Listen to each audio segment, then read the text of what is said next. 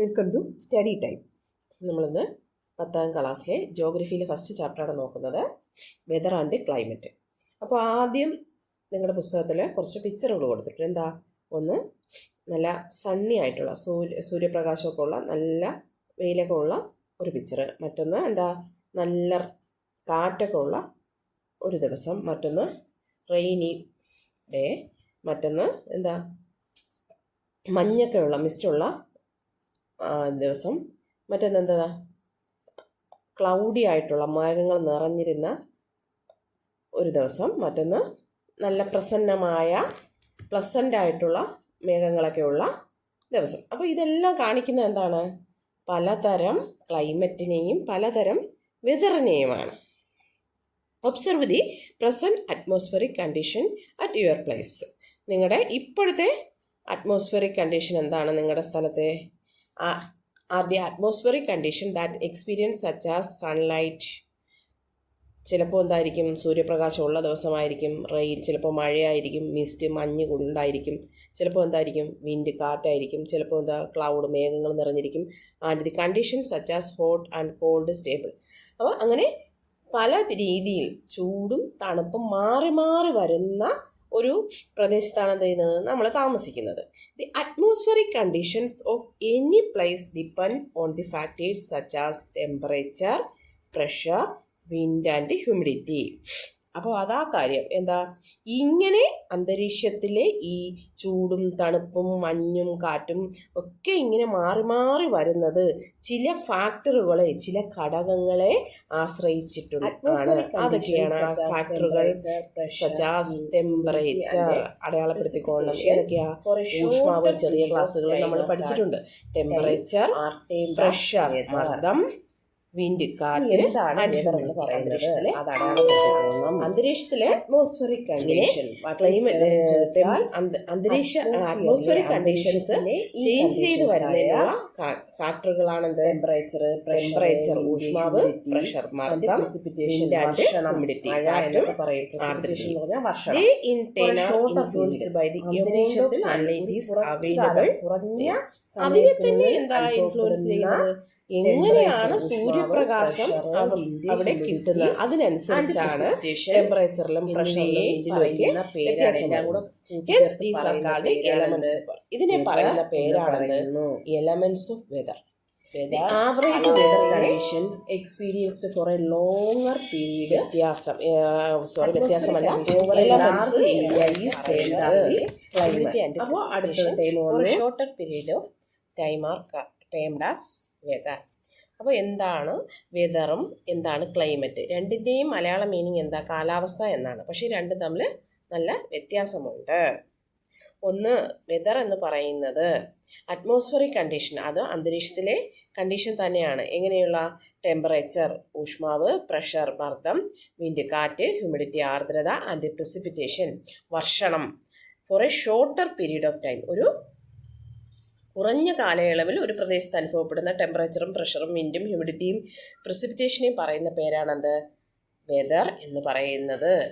ഇപ്പോൾ പെട്ടെന്ന് വെയിൽ അടിക്കുന്നു, മഴ പെയ്തുകൊണ്ട് നിന്ന് കുറച്ച് കഴിയുമ്പോൾ വെയിലാകുന്നു, പെട്ടെന്ന് മഴ പെയ്യുന്നു, പെട്ടെന്ന് കാറ്റ് വീശുന്നു, ഇതൊക്കെ എന്താണ്? വെതറിന് ഉദാഹരണമാണ്. എക്സാമിന് ചോദിച്ചാൽ ചിലപ്പോൾ ചോദിക്കും, ഇന്നെ റെയിനിയുടെ ഒരു മഴയുള്ള ദിവസം എന്ത്, ആഫ്റ്റർ സം ടൈം വിൻഡ്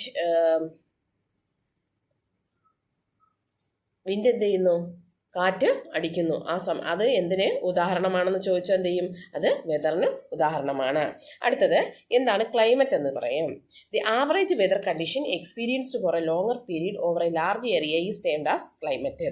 ഈ അറ്റ്മോസ്ഫിയറിക് കണ്ടീഷനിലെ ഈ സെയിം അവസ്ഥകൾ ഒരു ലാർജർ ഏരിയയിൽ ഒരു ലോങ്ങർ പീരീഡിൽ അനുഭവപ്പെടുന്നതാണെന്ത്, climate.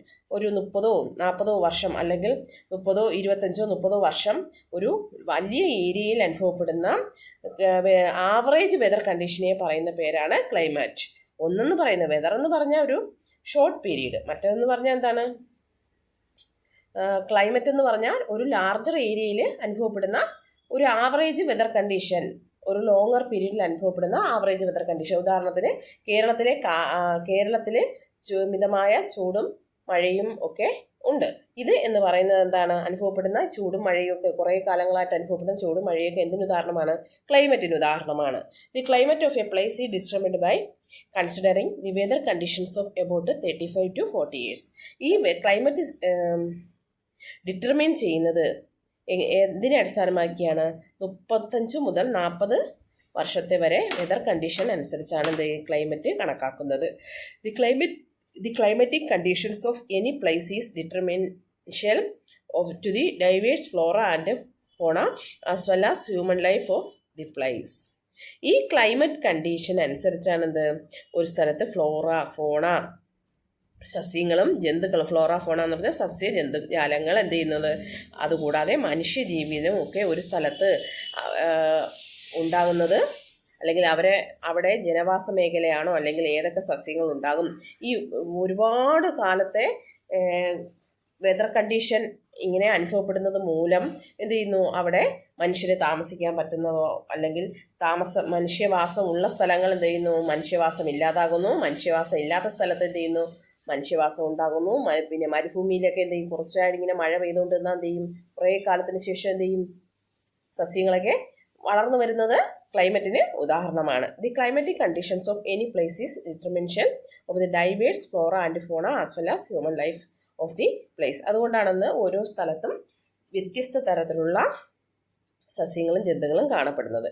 The influence of climatic elements is evident not only in the food habit, dressing, settlement and occupation, but also in the physical and mental conditions and in the color and race of mankind as well as. എങ്ങനെയാണ് ഇനി നമുക്ക് നോക്കാം climate എങ്ങനെയാണ് മനുഷ്യനെ, how climatic conditions influence human beings, എങ്ങനെയാണ് human ബീയിങ്സിനെയും മനുഷ്യനെയും മറ്റ് ജീവജാലങ്ങളെയും climatic condition എങ്ങനെയാണ് ഇൻഫ്ലുവൻസ് ചെയ്യുന്നതെന്ന് നമുക്ക് നോക്കാം. The influence of climatic conditions evident not only in the food habit. Food ഹാബിറ്റിൽ മാത്രമല്ല ക്ലൈമറ്റിക് കണ്ടീഷൻ എന്ത് ചെയ്യുന്നത്, ഇൻഫ്ലുവൻസ് ചെയ്യുന്നത്. ഡ്രസ്സിങ്ങിൽ ഇപ്പോൾ നല്ല തണുപ്പാണെങ്കിൽ എന്ത് ചെയ്യും, അതിനനുസരിച്ചുള്ള ഡ്രസ്സ് ചെയ്യും. നല്ല ചൂടാണെങ്കിൽ എന്ത് ചെയ്യും, മരുഭൂമിയിലുള്ള ആൾക്കാർ അതിനനുസരിച്ചുള്ള ഡ്രസ്സ്. ഇനി മിതമായ ചൂടും മിതമായ തണുപ്പും അനുഭവപ്പെടുന്ന മേഖലയിലുള്ളവർ അതിനനുസരിച്ചുള്ള ഡ്രസ്സ് ധരിക്കും. അതുപോലെ സെറ്റിൽമെൻറ്റ് ആൻഡ് ഓക്കുപ്പേഷൻ, അവരുള്ള വീടുകളുടെ നിർമ്മാണത്തിൽ, പിന്നെ അവരുടെ ജീവിത രീതി, തൊഴിലിൽ, ഇതിലൊക്കെ, പിന്നെ physical and mental conditions and in the colour and rise of mankind as well as. Physical condition, മനുഷ്യൻ്റെ മാനസികവും ശാരീരികവുമായ കണ്ടീഷൻസും എന്ത് ക്ലൈമറ്റ് ഒരുപാട് സ്വാധീനിക്കുന്നു. കൂടാതെ മനുഷ്യൻ്റെ കളറും റേസും വരെ സ്വാധീനിക്കുന്നു. കളറും റേസും അതിന് എങ്ങനെ ക്ലൈമറ്റിക് കണ്ടീഷൻ സ്വാധീനിക്കുന്നതിന് ഒരു ഉദാഹരണം പറയാം. കാരണം നമ്മുടെ ഈ ഇന്ത്യയിലുള്ളവരെല്ലാം കുറച്ച് യെല്ലോ കളറുള്ളവരാണ്, അല്ലെങ്കിൽ ബ്രൗൺ കളറുള്ളവരാണ്. എന്നാൽ ഈ കാരണം എന്താ, ഇവിടെ ചൂടും ഉണ്ട് തണുപ്പും ഉണ്ട്, മിതമായ രീതിയിൽ ചൂടും ഉണ്ട് തണുപ്പും ഉണ്ട്, അതുകൊണ്ടാണ് അങ്ങനെ അനുഭവപ്പെടുന്നത്. എന്നാൽ മരുഭൂമിയിൽ ആഫ്രിക്കയിലുള്ള ആൾക്കാരെല്ലാം എന്താ, നീഗ്രോസ്, അവരെന്തുകൊണ്ടാണ് കറുത്തിരിക്കുന്നത്, അവർ അവിടെ അത്യധികം ചൂട് അനുഭവപ്പെടുന്നുണ്ട്, അതുകൊണ്ടാണ് എന്ത് ചെയ്യുന്നത്, അവരുടെ കളറ് കറുത്തിരിക്കുന്നത്. എന്നാൽ യൂറോപ്യൻസ് എന്താ, അവരുടെ സ്കിന്നിൻ്റെ കളർ എന്താ, വൈറ്റാണ്. കാരണം എന്താ, അവിടെ തണുപ്പാണ് കൂടുതലും. വർഷത്തിൽ വളരെ മിതമായ രീതിയിൽ മാത്രമേ എന്ത് ചെയ്യുന്നു, സൂര്യപ്രകാശം കിട്ടുന്നുള്ളൂ. അതുകൊണ്ട് തന്നെ എന്ത് ചെയ്യുന്നു, അവരുടെ സ്കിന്നൊക്കെ വെളുത്തിട്ടാണ് ഇരിക്കുന്നത്. അപ്പോൾ എങ്ങനെയാണ് ക്ലൈമറ്റിക് കണ്ടീഷൻസ് മനുഷ്യൻ്റെ ജീവിത രീതിയെ എങ്ങനെ സ്വാധീനിക്കുന്നതെന്ന് ചോദിച്ചാൽ ഈ പാരഗ്രാഫ് എഴുതണം. ഒരു 3-4 പോയിന്റ് എഴുതിയാൽ മതി.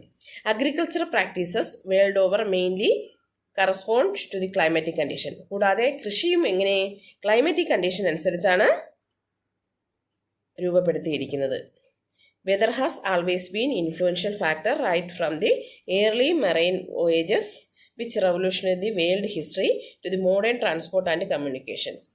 പണ്ട് മുതലേ മറൈൻ വോയേജസ് എന്ന് പറഞ്ഞാൽ സമുദ്രത്തിലുള്ള സഞ്ചാരത്തിനെ എന്ത് ചെയ്യുന്നു, ക്ലൈമറ്റ് കണ്ടീഷൻ നോക്കിയാണെന്ത് പണ്ട് ആളുകളൊക്കെ യാത്ര ചെയ്യുന്നത്. ഈ യാത്രകളെല്ലാം തന്നെ ലോക ചരിത്രത്തെ ഒരുപാട് മാറ്റിമറിച്ചിട്ടുണ്ട്. അതുപോലെ മോഡേൺ ട്രാൻസ്പോർട്ട് കമ്മ്യൂണിക്കേഷൻ സിസ്റ്റത്തെ വരെ എന്ത് ചെയ്യുന്നു, ഇത് മാറ്റി മറിക്കാൻ ഉതകുന്നതാണ്. Indian Meteorological Department, IMD. Indian Meteorological Department is the agency functioning under the Ministry of Earth Science. Ministry of earth സയൻസിൻ്റെ കീഴിലാണ് Indian meteorological department agency department സ്ഥിതി ചെയ്യുന്നത്. അതിൻ്റെ കീഴിലാണ്.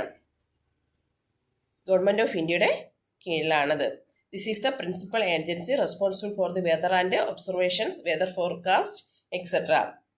ഇതിൻ്റെ ഉത്തരവാദിത്വം എന്ന് പറഞ്ഞത് വെതർ ഒബ്സർവേഷൻ നടത്തുക, വെതർ ഫോർകാസ്റ്റ് ഇതിനെയൊക്കെ കുറിച്ച് പഠിക്കുകയും അതിനെക്കുറിച്ച് അറിവ് നൽകുകയും ചെയ്യുക.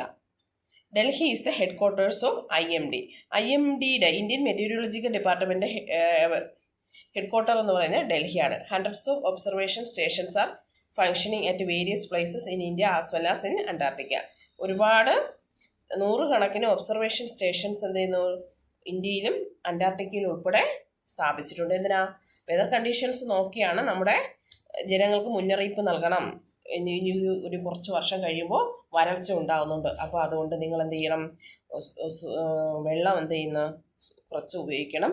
വെള്ളത്തിന് ഉള്ള മഴ നമ്മൾ സ്റ്റോർ ചെയ്ത് വെക്കണം എന്ന് പറയും. അല്ലെങ്കിൽ പ്രളയം വരുന്നു. അപ്പോൾ അതിനൊക്കെ ഒരു മുൻകരുതൽ എടുക്കാൻ ഈ ഡിപ്പാർട്ട്മെൻറ്റ് വളരെ അധികം സഹായിക്കുന്നു. Next, atmospheric temperature. The sun is the sole source of energy for the earth. നമ്മൾ ചെറിയ ക്ലാസ്സിലേ പഠിച്ചിട്ടുണ്ട്. Which is the source of energy for the earth? ഏതാണ് ഏറ്റവും വലിയ എനർജി സോഴ്സ്? സൂര്യനാണ്. Energy is produced in the sun by nuclear fusion. സൂര്യനിൽ എങ്ങനെയാണ് ഈ എനർജി ഉണ്ടാകുന്നത്? Nuclear fusion. ന്യൂക്ലിയർ ഹൈഡ്രജൻ ആറ്റങ്ങൾ ചേർന്ന് ന്യൂക്ലിയർ ഫ്യൂഷൻ ഉണ്ടാകുന്നു. അതുമൂലമാണ് സൂര്യനിൽ ഇത്രയും എനർജി ഉണ്ടാകുന്നത്. Massive amount of energy continuously produced in the sun through nuclear fission is emitted in the forms of short waves. ഇങ്ങനെ സൂര്യനിൽ ന്യൂക്ലിയർ ഫ്യൂഷൻ നിമിത്തം ഒരുപാട് വലിയ എമൗണ്ടിൽ എനർജി ഉണ്ടാകുന്നു. ഈ എനർജി എമിറ്റ് ചെയ്യുന്നു. ഷോർട്ട് വേവ്സ് ആയിട്ട്, ഹ്രസ്വ തരംഗങ്ങളായിട്ട് ഉത്സർജിക്കുന്നു, എമിറ്റ് ചെയ്യുന്നു, പുറത്തേക്ക് വരുന്നു. Only a small amount of energy radiated from the sun reaches the earth's surface. Approximately 1 part of 200 million. The amount of sun rays reaching the earth's surface is called insolation. അപ്പോൾ ഇങ്ങനെ സൂര്യനിൽ സണ്ണിൽ nuclear fusion നടക്കുന്നു. അവിടെ നിന്നുണ്ടാകുന്ന energy short waves ആയിട്ട് emit ചെയ്യുന്നു. അതിൻ്റെ വളരെ ചെറിയൊരു അംശം മാത്രമാണ് ഭൂമിയുടെ സർഫസിൽ, ഉപരിതലത്തിൽ എത്തുന്നത്. ഏകദേശം പറഞ്ഞാൽ 200 മില്യൻ്റെ ഒരു ഭാഗം. ഈ ഉള്ള ചൂട് മൊത്തവും സൂര്യനിൽ നിന്ന് കൂടുതൽ ഇങ്ങോട്ട് വന്നാൽ ഭൂമിയിൽ നമുക്ക് താമസിക്കാൻ പറ്റുമോ? ഇല്ല. അതുകൊണ്ടാണ് സൂര്യൻ്റെ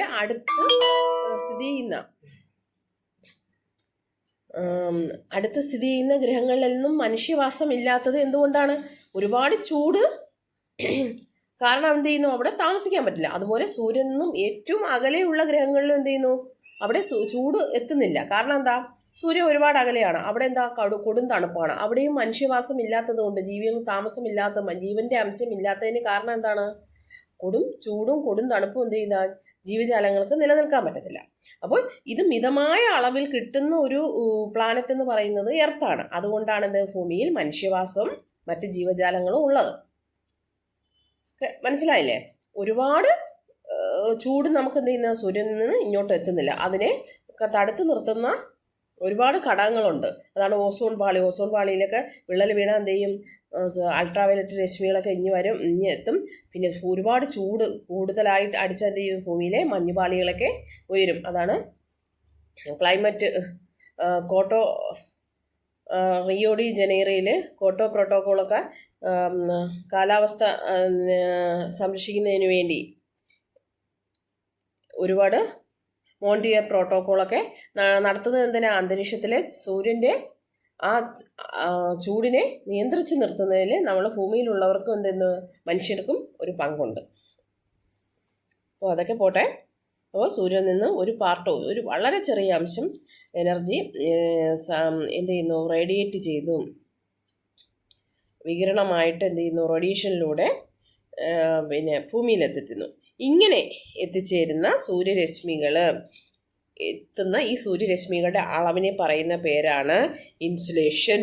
സൂര്യനിൽ നിന്നും അല്ലെങ്കിൽ സൗരവികിരണം. വാട്ട് ഈസ് സൗരവികിരണം അല്ലെങ്കിൽ ഇൻസുലേഷൻ? What is insulation? എന്താണ് സൗരവികിരണം എന്ന് ചോദിച്ചാൽ, സൂര്യനിൽ നിന്നും സൂര്യരശ്മികൾ ന്യൂക്ലിയർ ഫിഷൻ മൂലം ഒരുപാട് ഊർജ്ജം ഉൽപ്പാദിപ്പിക്കുന്നു. അവിടെ നിന്ന് വളരെ കുറച്ച് അളവിൽ സൂര്യരശ്മികൾ ഭൂമിയുടെ ഉപരിതലത്തിലേക്ക് എത്തിച്ചേരുന്നു. ഇങ്ങനെ എത്തിച്ചേരുന്ന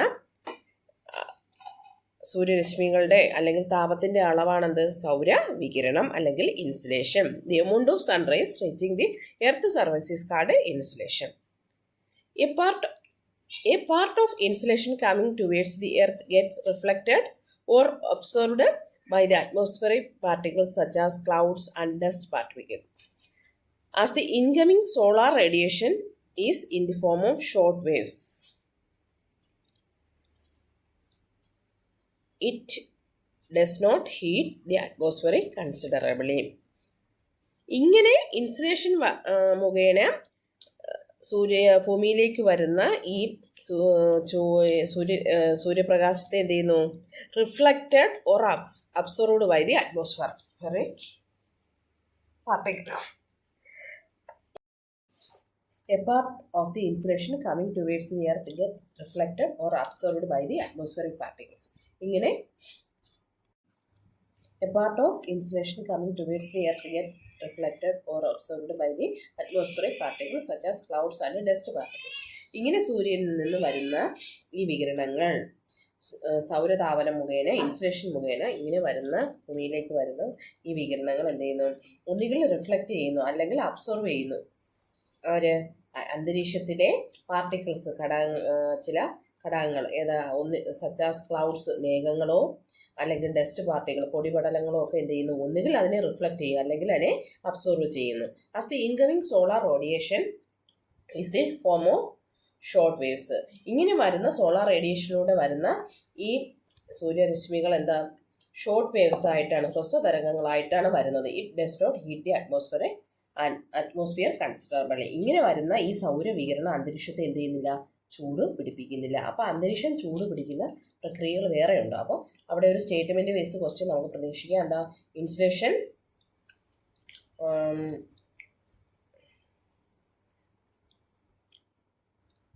insulation does not heat the atmosphere considerably.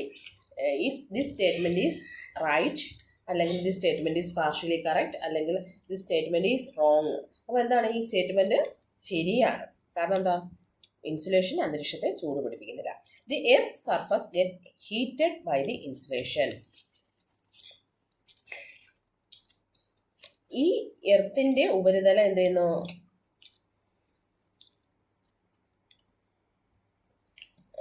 ചൂടാകുന്നത് insulation മൂലമാണ്. അന്തരീക്ഷത്തെ ചൂട് പിടിപ്പിക്കുന്നില്ല എന്നാണ് പറഞ്ഞത്. അറ്റ്മോസ്ഫിയറിനെ ചൂട് പിടിപ്പിക്കാൻ തക്ക ചൂട് ഏതിനില്ല? ഇൻസുലേഷനില്ല. എന്നാൽ എർത്തിന്റെ ഭൂമിയുടെ ഉപരിതലം എന്ത് ചെയ്യുന്നു? ഇൻസുലേഷൻ മുഖേന ചൂട് പിടിക്കുന്നു. Then the heat is transferred to the atmospheric through various process from the earth surface. എർത്തിൽ നിന്ന്, ഭൂമിയുടെ ഉപരിതലത്തിൽ നിന്ന് ഉണ്ടാകുന്ന ചില പ്രോസസ്സുകളിലൂടെ അന്തരീക്ഷം എന്ത് ചെയ്യുന്നു? ചൂട് പിടിക്കുന്നു. ഹീറ്റ് ട്രാൻസ്ഫർ ചെയ്ത് എന്ത് ചെയ്യും? അന്തരീക്ഷം ചൂട് പിടിക്കുന്നു. ആ പ്രോസസ്സുകളാണ് conduction, convection, advection and radiation. അപ്പോൾ ഇത് പ്രധാനപ്പെട്ട ഒരു ക്വസ്റ്റ്യൻ ആണ്. ചിലപ്പോൾ എസ്സേ ക്വസ്റ്റ്യൻ ആയിട്ടും ഷോർട്ട് ക്വസ്റ്റ്യൻ ആയിട്ടും ഒക്കെ ചോദിക്കും. ഇതെന്തായാലും ഓണപരീക്ഷയ്ക്ക് കാണും. Convection, advection and radiation. താപവികിരണം, കൺവെക്ഷൻ എന്ന് പറഞ്ഞാൽ സംവഹനം, അഡ്വെക്ഷൻ ആൻഡ് റേഡിയേഷൻ. ഇവയാണ് എന്ത്? Major process of heat transfer.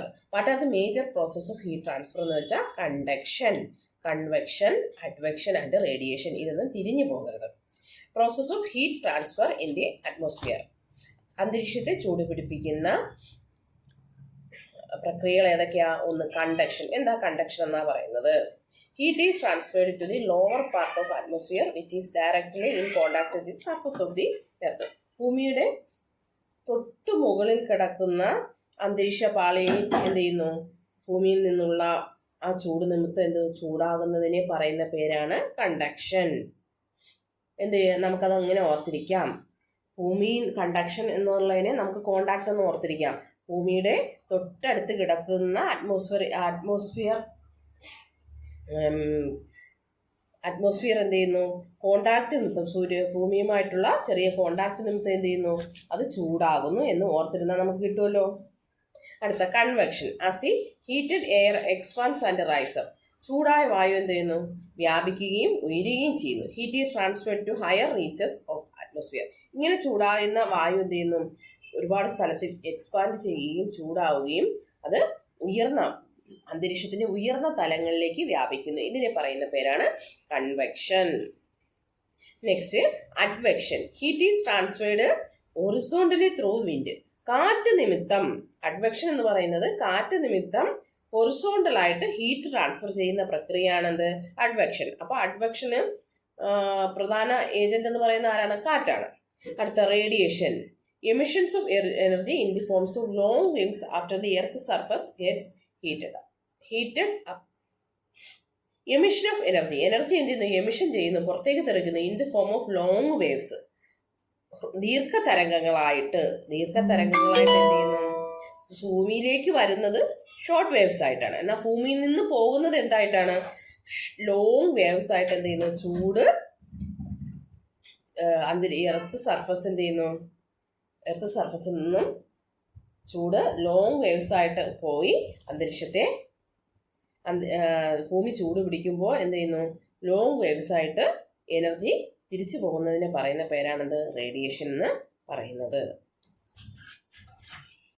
സൂര്യനിൽ നിന്ന് എനർജി ഭൂമിയിലേക്ക് എത്തുന്നതും ഭൂമിയിൽ നിന്ന് ചൂട് അന്തരീക്ഷത്തിലേക്ക് തിരിച്ചു പോകുന്നതുമായ ലോങ് വേവ്സ് ആയിട്ട് തിരിച്ചു പോകുന്നതുമായ പ്രക്രിയയാണെന്ത്? റേഡിയേഷൻ എന്ന് പറയുന്നത്. ഇനി ന്യൂക്ലിയർ ഫ്യൂഷനും എന്താണെന്ന് നോക്കാം. Nuclear fusion is the reaction in which 2 or more atomic nuclei collide and merge together form a larger atom. This process is common in case of elements with lower atomic number. Massive amount of energy is generated through this process. അപ്പോൾ ചെറിയ രണ്ട് ആറ്റങ്ങൾ ചേർന്ന് എന്ത് ചെയ്യുന്നു? വലിയ ആറ്റങ്ങളായിട്ട് മാറുന്നു. അത് വീണ്ടും ചേർന്ന് ജോയിൻ ചെയ്തു വലിയ ആറ്റമായിട്ട് മാറും. ഈ പ്രോസസ്സിലൂടെ ഒരുപാട് മാസീവ് എമൗണ്ട് ഓഫ് എനർജി എന്ത് ചെയ്യുന്നു? മാസീവ് എമൗണ്ട് ഓഫ് എനർജി സൃഷ്ടിക്കപ്പെടുന്നു. ഇതിനെ പറയുന്ന പേരാണ് ന്യൂക്ലിയർ ഫ്യൂഷൻ. സൂര്യനിൽ ഉണ്ടാകുന്ന പ്രോസസ്സ് എന്ന് പറയുന്നത് nuclear fusion. In all the stars, including Sun, energy is continuously generated through nuclear fusion. It is estimated that 600 million tons of hydrogen is being converted to helium every second in the Sun through this process. സൂര്യൻ ഉൾപ്പെടുന്ന എല്ലാ നക്ഷത്രങ്ങളിലും nuclear fusion നിമിത്തമാണ് എന്ത് ചെയ്യുന്നത്? Energy generate ചെയ്യുന്നത്. ഇത് കണക്കാക്കുകയാണെങ്കിൽ 600 million ton hydrogen എന്ത് ചെയ്യുന്നു? ഹീലിയമായിട്ട് ഓരോ സെക്കൻഡിലും സൂര്യനിൽ ഉൾപ്പെടുന്ന നക്ഷത്രങ്ങളിൽ എന്ത് ചെയ്യുന്നു? എനർജി ഉൽപ്പാദിപ്പിക്കുന്നുണ്ട്. ഹൈഡ്രജൻ ആറ്റങ്ങൾ എന്ത് ചെയ്യുന്നു? ഹീലിയമായിട്ട് മാറുമ്പോൾ അവിടെ ഒരുപാട് എനർജി ഉണ്ടാകുന്നു. Short waves and long waves. Energy is radiated in the form of short waves from hotter object due to high frequency. The short waves transfers through the atmosphere without obstruction. Object with relatively less heat radiate energy in the form of long waves. Due to low frequency, long waves will be observed or reflected by the atmospheric particles. Energy radiate ചെയ്യുന്നത്, ഊർജം radiate ചെയ്യുന്നത് ഏത്? Short waves ആയിട്ടാണ്. From hotter object, ചൂടുള്ള വസ്തുക്കൾ പതിക്കുമ്പോൾ എന്ത് ചെയ്യുന്നു? ചൂടുള്ള വസ്തുക്കളിൽ നിന്ന് ഷോർട്ട് വേവ്സ് ആയിട്ടാണ് എന്ത് എനർജി റേഡിയേറ്റ് ചെയ്യുന്നത്. Due to high frequency the short waves transfers through the atmosphere without obstruction. Object with relatively less heat radiate energy in the form of long waves. Due to low frequency, long waves will be observed or reflected by the atmospheric particles. Low ഫ്രീക്വൻസിയിലാണെങ്കിൽ എന്താ? High ഫ്രീക്വൻസിയിൽ short waves ഉണ്ടാകുന്നു. എന്നാൽ law ഫ്രീക്വൻസിയിൽ എന്ത് ചെയ്യുന്നു? Long waves absorb ചെയ്യുകയോ അല്ലെങ്കിൽ അന്തരീക്ഷത്തിൽ റിഫ്ലക്റ്റ് ചെയ്യുകയോ ചെയ്യുന്നു. അവിടെയുള്ള വസ്തുക്കളിൽ എന്ത് ചെയ്യുന്നു? പാർട്ടിക്കിൾസിൽ അവിടെ റിഫ്ലക്റ്റ് ചെയ്യുകയോ അല്ലെങ്കിൽ അബ്സോർവ് ചെയ്യുകയോ ചെയ്യുന്നത്.